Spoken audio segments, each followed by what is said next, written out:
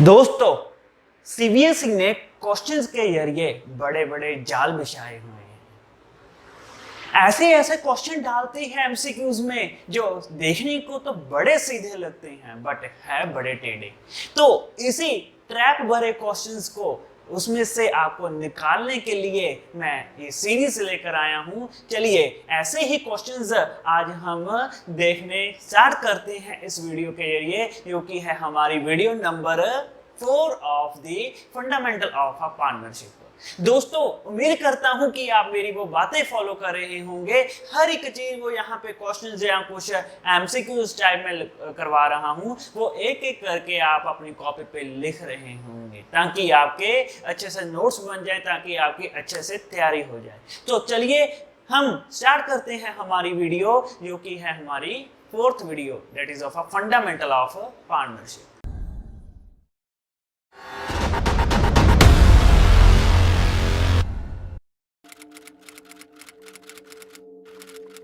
की आवाज मेरे दिल में दबी थी, आज है गीत जो शब्द कभी थी। मिडिल क्लास की सोच यही थी, सपना था दिल में हकीकत नहीं थी। हकीकत बनाई उसी को, डरता था जो कहना पाता किसी को। चलिए दोस्तों, प्रोसीड करते हैं हम इस क्वेश्चन के जरिए जो कि सैंपल पेपर में आया हुआ है। क्वेश्चन क्या है, कहते on 1 September 2020 20 students of a modern college started their partnership in the name of a B Safe. जाहिर सी बात है दोस्तों, कोविड का टाइम चल रहा है, अब तो समय भी ऐसा आ गया है कि क्वेश्चंस भी हमें कोविड के रिलेटेड आ रहे हैं। तो यहाँ पे क्या है, बी सेफ के नेम से 20 स्टूडेंट्स ने एक बिजनेस स्टार्ट किया। सैनिटाइजर का बिजनेस था and they were good friends of each other. They were not having any explicit agreement in place. उन्होंने एग्रीमेंट नहीं किया, चलो एक्सप्लिसिट एग्रीमेंट कोई नहीं था। All of them have agreed to invest 15,000 each in a capital. उन्होंने कितना agree किया कि हम 15,000 रुपीज इन्वेस्ट करेंगे। मैंने कहा और बताओ, ये तो बातें हो गई। मेरे पास आए थे वो, कहते सर अकाउंटिंग कर दो।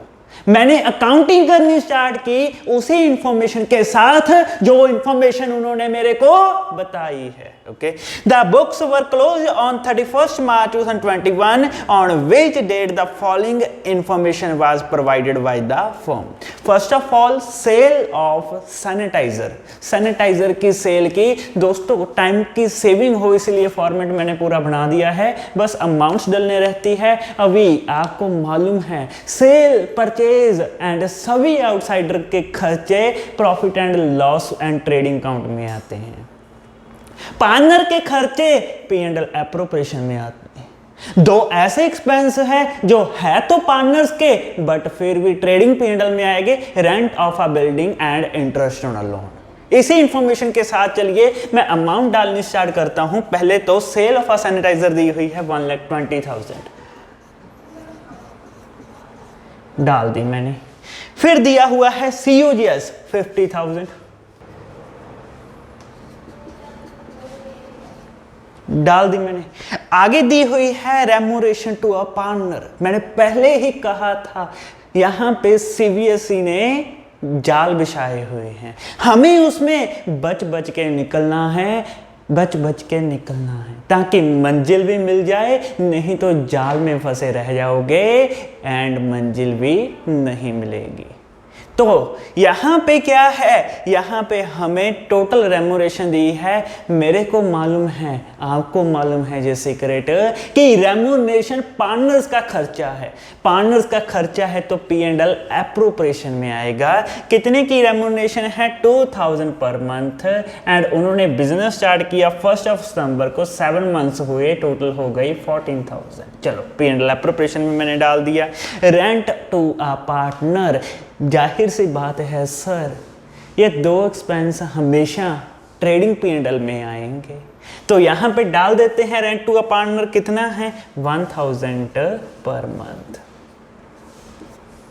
लो जी, रेंट भी डाल दिया। आगे है हमारे पास मैनेजर कमीशन। ये तो है ही आउटसाइडर, आउटसाइडर के पूरे खर्चे ट्रेडिंग P&L में आएंगे, तो यहाँ पे क्या डालते हैं, मैनेजर कमीशन। ओके, आगे दिया हुआ है क्लोजिंग स्टॉक, यहाँ पे कदम कदम पे जाल बिछा हुआ है। तो यहाँ पे क्या है, क्लोजिंग स्टॉक दिया है। सर अगर मैं क्लोजिंग स्टॉक यहाँ पे कंसीडर करूँ तो क्वेश्चन मेरा गलत हो जाएगा। क्यों? क्योंकि COGS का फॉर्मूला आपको मालूम नहीं होगा, मालूम है COGS का फॉर्मूला। क्या COGS का फॉर्मूला है? Opening stock purchase plus direct expense minus closing stock. तो दोस्तों क्लोजिंग स्टॉक तो पहले ही एडजस्ट कर दिया, मैं दोबारा से थोड़े ना क्लोजिंग स्टॉक यहाँ पे डालूंगा। जब मैंने यहाँ पे COGS का फॉर्मूला ही राइट डाउन कर दिया, इसका मीनिंग क्या हुआ कि क्लोजिंग स्टॉक हमारा पहले से एडजस्ट हुआ है, तो मैं दोबारा से क्लोजिंग स्टॉक नहीं डालूंगा। अगर आपने गलती से इधर COGS लिख के इधर क्लोजिंग स्टॉक डाल दिया, क्वेश्चन वहीं पे गलत हो जाएगा एंड उस ट्रैप पे आप फंस जाओगे जो ट्रैप CBSE ने आपके लिए बिछाया है। आगे चलते हैं दोस्तों, आगे क्लोजिंग स्टॉक के बाद 6% FD, साथ में लिखा है मेड ऑन 31 मार्च 2021।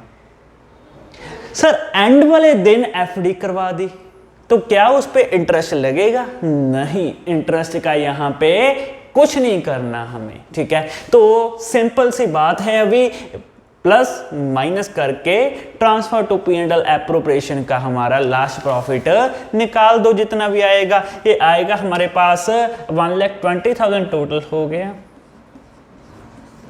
एंड इसका कितना हुआ 575, ठीक है, माइनस कर देना। आई थिंक सो ये आएगा 58,000 रुपीज, जो कि फाइनल ट्रांसफर हो जाना, जो कि हमने फाइनल ट्रांसफर कर देना है P&L एप्रोप्रिएशन में। चलिए दोस्तों, अभी क्या करना है हमने, अभी ये प्रॉफिट यहाँ पे आया, उसी प्रॉफिट को यहाँ पे लिख देंगे 58। जो प्रॉफिट यहाँ पे आया था वो प्रॉफिट P&L में एप्रोप्रिएशन में लिखेंगे, रेम्यूनरेशन डिडक्ट करेंगे, फाइनल आएगा 44,000। बस क्वेश्चन पूरा सर, जो मर्जी क्वेश्चन पूछ लो, अभी CBSE से कह रहे हैं, हम तो रेडी हैं आंसर देने के लिए। तो क्वेश्चन है फर्स्ट वन, यहाँ पे CBSE ने फर्स्ट वन क्वेश्चन मेरे से पूछा, calculate the amount of a profit to be transfer to P&L appropriation account. ठीक है, P&L एप्रोप्रिएशन में कौन सा प्रॉफिट ट्रांसफर करना है, ये वाला प्रॉफिट हम प्रॉफिट एंड लॉस एप्रोप्रिएशन में ट्रांसफर कर देंगे। चलो आगे चलते हैं। ऑन 31 मार्च 2021, फर्स्ट का आंसर क्या है हमारे पास 58,000। सेकंड का answer on 31 March 2021, remuneration to a partner will be provided to partners of a BSAFE but only out of, किससे हमें रेम्यूनरेशन देनी है, किससे? देखो क्या है option, profit for the accounting year, reserve, accumulated profit या फिर गुडविल। हम हमेशा जो भी अकाउंटिंग ईयर का प्रॉफिट होता है उसी में से रेम्यूनरेशन देते हैं ना।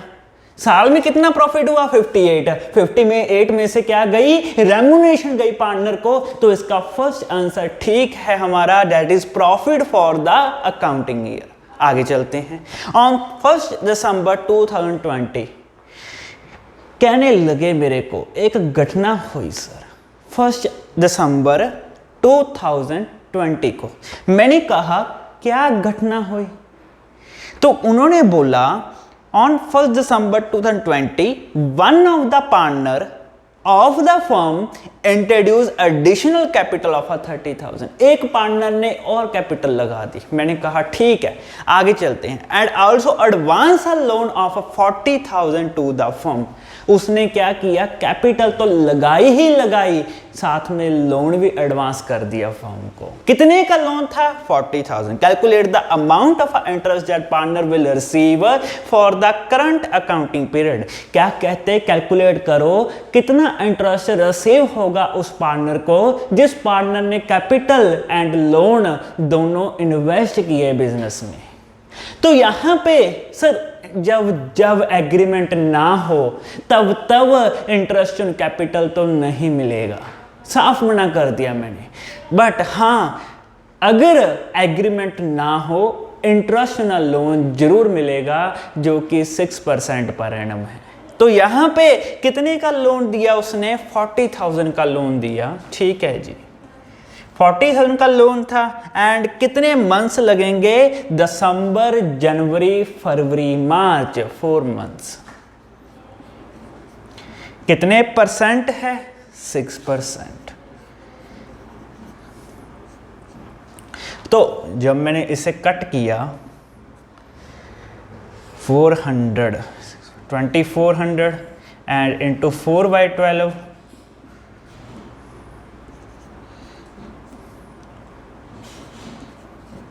ये आ गया 800 आंसर। तो इसका आंसर क्या है? इसका आंसर है D, that is first one क्या है? 4200, बी का क्या है? 1400, थर्ड वन क्या है? 1575, डी क्या है? 800। 800 is the correct answer, D is the correct answer. तो ये दोस्तों एक उलझन भरी केस स्टडी थी जो मैंने आपको करवा दी। अभी हम आगे चलते हुए ऐसे ही उलझन भरे क्वेश्चंस, आज कॉम्प्लिकेटेड क्वेश्चंस, जो ट्रैप भरे क्वेश्चंस हैं वो देखते हुए। चलिए दोस्तों, एक और ऐसा ही क्वेश्चन देखने को लगता है सीधा बट है बड़ा टेढ़ा, ऐसा ही एक क्वेश्चन हम आज प्रोसीड करते हैं आगे। चलिए क्या है क्वेश्चन?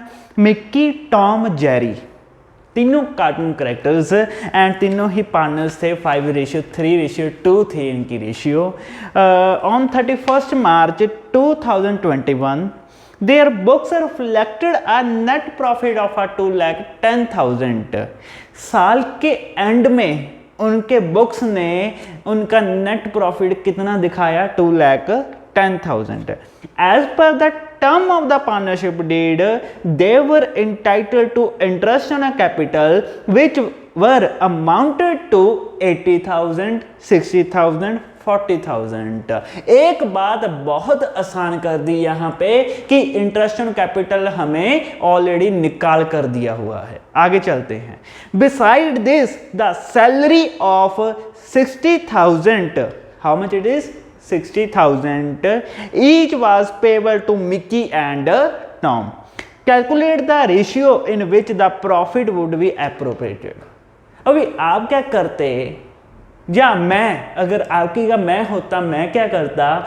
मैं ऊपर देखता 532 लिखी हुई है रेशियो एंड ऑप्शन में भी 532 है, टिक लगाया था, जो कि बिल्कुल गलत है ऐसे टिक लगाना। हमने क्या करना है? पहले सॉल्व तो करो उसे, देखो तो सही, कुछ ना कुछ तो यहाँ पे ट्रिक जरूर होगी। इतना आसान तो सीबीएसई करने नहीं लगी कि 532 ऊपर है एंड नीचे 532 है, टिक लगा दो। इतना आसान नहीं है। तो यहाँ पे क्या करना है? हमें पता है, मालूम है हमें कि यहाँ पे नेट प्रॉफिट है 2,10,000। कितना है? 2,10,000। अभी मैं एक्सपेंस कैलकुलेट करता हूं कि उनके एक्सपेंस कितने आ रहे हैं, पता तो चले कि एक्सपेंस कितने हैं। इधर कैलकुलेट करते हैं। तो यहां पे दी हुई है हमारे पास इंटरेस्ट ऑन कैपिटल, किस किस का दिया हुआ है? यहां पे मिकी का, टॉम का, जेरी का। तो मिकी का कितना है? 80,000, इसका 60, इसका हो गया 40। ठीक है। उसके बाद दी हुई है रेम्यूनरेशन मीन सैलरी, किसकी? मिक्की की, टॉम की। कितनी है? 60,000 ईच, 60, 60। तो एक्सपेंस का टोटल करें कितना आया? 80 + 60 + 40, ये हो गया 240। 60, 60, 120, 3 लाख हो गया टोटल।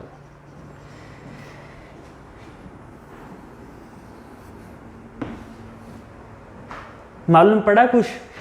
हमारे पास प्रॉफिट है 2,10,000, हमारे पास एक्सपेंस है 3 लाख।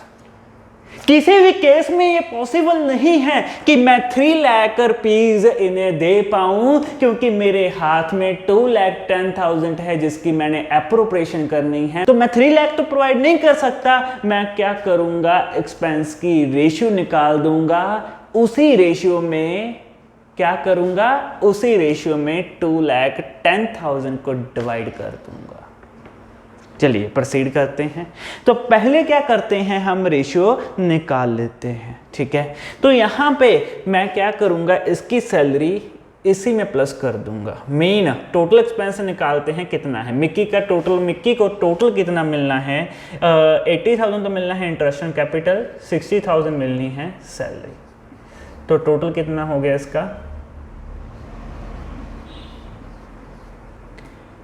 60,000 रुपीज तो हमको इंटरेस्ट एंड कैपिटल मिलना है, 60,000 ही सैलरी मिलनी है। टोटल कितना हो गया, इसको सैलरी कुछ नहीं मिलनी, 40 का 40 आ जाएगा। तो इसके रेशियो निकालें, कितना आया, 7, 6, 4। अगर मैं 20,000 पे इसे डिवाइड कर दूं तो ये 764 आ रहा है, which is the right ratio, क्योंकि मैं अभी 2,10,000 को इसी 764 में डिवाइड करूंगा। मैं नहीं डिवाइड करूंगा उनकी PSR में, क्योंकि 2,10,000 इधर हमारा जो प्रॉफिट है वो कम है, एक्सपेंस हमारा ज्यादा है। रेशियो निकाली, रेशियो में डिवाइड कर देंगे। तो इसका राइट आंसर क्या हुआ, 7:6:4। होपफुली ये दोस्तों आपको समझ में आया होगा। देखो कैसे कैसे गेम खेलती है CBSE। बच्चे को क्या लगना है कि रेशियो दी हुई है 532, लगा दो टिक 532 पे। वो कैलकुलेट करेगा ही नहीं कि यहां पे एक्सपेंस तो 2,10,000 से ज्यादा हैं। ऐसा कभी भी क्वेश्चन ना आए, देख लेना एक बार कैलकुलेट करके, क्योंकि ट्रिक बहुत खेलती है CBSE यहाँ पे। चलिए हम आगे प्रोसीड करते हैं दोस्तों। असर्शन रीजन बेस्ड क्वेश्चन हम देखते हैं अभी, जो कि न्यूली इंट्रोड्यूस हुए हैं हमारे सिलेबस में। तो फर्स्ट क्वेश्चन क्या है यहाँ पे, कहते व्हेन, असर्शन क्या है, असर्शन मीन्स क्या है, एक स्टेटमेंट दे दी उन्होंने, स्टेटमेंट दे दी, उसका रीजन दे दिया, हमने बताना है कि वो करेक्ट है या इनकरेक्ट, वो बाद में देखते हैं। चलो पहले असर्शन देखते हैं कि स्टेटमेंट क्या दी हुई है। स्टेटमेंट है when capital of the partner are fixed, it means that the capital of the partner remain unchanged unless additional capital is introduce और withdrawal is made from the existing capital. दोस्तों बिल्कुल ठीक assertion है, क्योंकि जब जब fixed capital method आता है सिर्फ 2 ही कारण हैं जिसके साथ कैपिटल चेंज होती है, या तो एडिशनल कैपिटल आई या फिर कैपिटल विड्रॉन की। एडिशनल कैपिटल या फिर कैपिटल विड्रॉन, यही 2 कारण हैं जिसके साथ कैपिटल चेंज हो सकती है जब जब हमारा कौन सा मेथड आता है, फिक्स्ड कैपिटल मेथड। बिल्कुल ठीक है सर। रीजन देखते हैं इसका रीजन क्या है, क्योंकि रेस्ट ऑफ ऑल द जो कैलकुलेशंस हैं वो पार्टनर्स करंट अकाउंट में करते हैं। तो यहां पे क्या लिखा है, withdrawal of the profit for a personal use will not be treated as a drawing if the capital is fixed. अगर प्रॉफिट में से विड्रॉ किया तो वो क्या नहीं मानी जाएगी, वो drawing out of a capital नहीं मानी जाएगी, क्योंकि कैपिटल हमारी फिक्स्ड है। बिल्कुल ठीक है रीजन, बट ये रीजन अपने हिसाब से तो बिल्कुल ठीक है, बट असर्शन का सही रीजन नहीं है ये। ठीक है, तो यहाँ पे चूज द करेक्ट अल्टरनेटिव क्या है, assertion and reason both are correct and reason is the correct option of the assertion. नहीं, रीजन करेक्ट नहीं है। रीजन क्या है इसका, कि rest of all the calculation partner current account में की जाएगी। तो ये फर्स्ट ऑप्शन तो नहीं है। Assertion and reason both are correct, B option है, दोनों करेक्ट है, but reason is not the correct option of the assertion. ये बिल्कुल ठीक है, रीजन सही ऑप्शन नहीं है असर्शन का, बट अपनी अपनी जगह दोनों ठीक है। असर्शन भी ठीक है एंड रीजन भी ठीक है, तो इसका आंसर आएगा बी। नेक्स्ट भी देख लेते हैं, सी क्या है, both assertion and reason are not correct, ये तो बिल्कुल ही गलत है। D, reason is correct but assertion is not correct, ये भी गलत है, तो सही आंसर है हमारा बी। ओके, असर्शन आगे नेक्स्ट क्वेश्चन हमारे पास, असर्शन क्या है, commission payable to the partner on sale or on net profit of the firm will be shown in the profit and loss appropriation account। बिल्कुल, पार्टनर के सभी एक्सपेंसेस P&L एप्रोप्रिएशन में शो होते हैं, किन्हें छोड़कर, दो एक्सपेंसेस हैं, एक तो interest on a loan, rent of a building. बिल्कुल ठीक है असर्शन। रीजन क्या है, all appropriation are shown in the P&L appropriation account, ये भी बिल्कुल ठीक है, सही है रीजन, असर्शन का सही रीजन है ये। तो क्या अल्टरनेटिव्स हैं यहाँ पे, assertion and reason both are correct and reason is the correct option of the assertion, बिल्कुल ठीक है, A is the right answer. Second one क्या है, देख लेते हैं rest of all, assertion and reason both are correct and reason is not the correct option of the assertion, बिल्कुल गलत है ये। both assertion and reason are not correct, reason is correct but assertion is not correct, तो ए हमारा यहाँ पे सही आंसर है। तो दोस्तों इस वीडियो के लिए इतना ही, नेक्स्ट वीडियो में कुछ और टॉपिक्स देखेंगे, कुछ एडवांस लेवल के टॉपिक्स देखेंगे, एडजस्टमेंट जैसे एंड गारंटी, यही दो टॉपिक्स रह गए अभी, तो ये नेक्स्ट वीडियो में देखेंगे। तो तब तक के लिए गुड बाय। एंड दोस्तों अगर आपने इस का चैनल सब्सक्राइब नहीं किया, बेल आइकन का नोटिफिकेशन बटन नहीं दबाया, तो वो कर दीजिए ताकि हर एक वीडियो की नोटिफिकेशन आपको मिलती रहे जो भी फ्यूचर्स में आएंगी। एंड साथ साथ इसे लर्न करते रहिए, साथ साथ इसे रिवाइज करते रहिए वीडियो देखने के बाद, तभी आपके एक अच्छे मार्क्स, एक गुड कंसेप्ट बिल्ड हो पाएगा। चलिए दोस्तों मिलते हैं आगे नेक्स्ट वीडियो में, तब तक के लिए गुड बाय।